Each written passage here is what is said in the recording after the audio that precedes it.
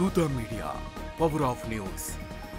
నమస్కారం, welcome to Dootha media. భారత సంతతికి చెందిన సునీత విలియమ్స్ సహా నలుగురు వ్యోమగాములను భూమి మీదకు తీసుకొచ్చిన space X dragon capsule Florida తీరానికి సమీపంలోని సాగర్ జిల్లాలో దిగిన అద్భుత దృశ్యం అందరి మదిలో నిక్షిప్తమై ఉంటుంది.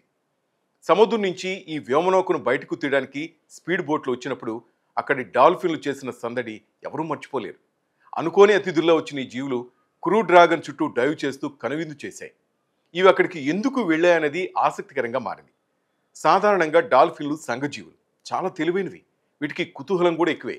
ఇవి సముద్రాల్లో నౌకలు కనిపించగానే వాటి వద్దకు వచ్చి సందడి చేస్తుంటాయి. కొన్నిసార్లు నౌకలతో పోటీ పడుతున్నట్లుగా వాటి ముందు భాగంలో దూసుకెళ్తుంటాయి. డాల్ఫిన్లు క్రూ డ్రాగన్ వ్యోమనౌక వద్దకు కూడా అదే రీతిలో వచ్చాయి. వీటి విచిత్ర వ్యవహార శైలికి పలు కారణాలున్నాయి. సముద్రాల్లో నౌక వేగంగా ప్రయాణించేటప్పుడు దాని ముందు భాగంలో ఒక పీడన తరంగం ఏర్పడుతుంది. దీన్ని బౌ వేవ్ అంటారు. చాలా సందర్భాల్లో డాల్ఫిన్లు ఆ తరంగం వెంబడి వెళ్ళడాన్ని నావికులు చూస్తుంటారు. ఈ బౌ వేవ్ లో ప్రయాణం అలలపై చేసే సర్ఫింగ్ లా ఉంటుంది. దాని వెంట వెళ్తే పెద్దగా శ్రమ లేకుండానే ఎక్కువ దూరం ప్రయాణించవచ్చు. అందుకే డాల్ఫిన్లు ఈ తరంగం వెంబడి పయనిస్తుంటాయని సముద్ర జీవశాస్త్రవేత్తలు చెప్తున్నారు.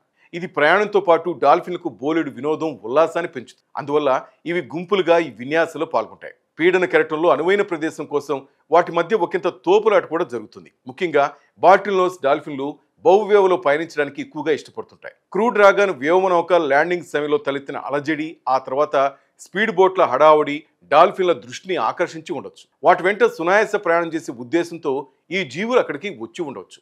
ఇక సాగరాల్లో వేగవంతమైన నౌకలు వచ్చినప్పటి నుంచి డాల్ఫిన్లు ఈ తరహా వ్యవహార శైలిని మానవులు గమనిస్తున్నారు. బోట్లు సృష్టించే అలజడి వల్ల చేపలు, ఇతర సముద్ర జీవులు గందరగోళానికి గురవుతుంటాయి. దాన్ని సొమ్ము చేసుకుంటూ డాల్ఫిన్లు సులువుగా వాటిని వేటాడగలుగుతాయి.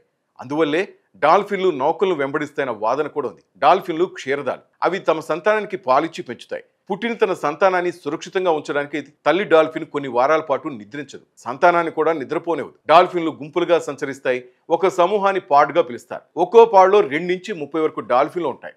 కొన్ని సందర్భాల్లో 1000కి పైగా డాల్ఫిన్లు సూపర్ పాడ్గా ఏర్పడతాయి. ఇవి కలిసికట్టుగా వేటాడతాయి. చేపలకు భిన్నంగా డాల్ఫిన్లు సముద్రం అడుగున శ్వాసించలేవు. ఆక్సిజన్ కోసం ఉపరితలంపైకి రావాల్సి ఉంటుంది. అవి 10 నుంచి 20 నిమిషాల పాటు మాత్రమే ఊపిరి బిగబట్టి ఉండగలవు. డాల్ఫిన్లు నిద్రించే సమయంలో తమ మెదడులోని ఒకవైపును విశ్రాంతి స్థితిలో ఉంచి మరో భాగాన్ని అప్రమత్తంగా ఉంచుతాయి. తద్వారా ప్రమాదాలపై ఒక కన్నేసి ఉంచుతాయి. డాల్ఫిన్లు పరస్పరం పేర్లతో కూడా పిలుచుకుంటాయి. ఈ పేర్లు ప్రత్యేక ధ్వని రూపంలో ఉంటాయి. ఒక్కో డాల్ఫిన్ ఒక్కో రక శబ్దంతో పిలుస్తాయి. ఈల లాంటి ధ్వనులతో సంభాషించుకుంటాయి. హాయ్ అండి, నేను మీ RJ Shekhar Basha. Like, share and subscribe to Dootha media. For more updates please subscribe Dootha media.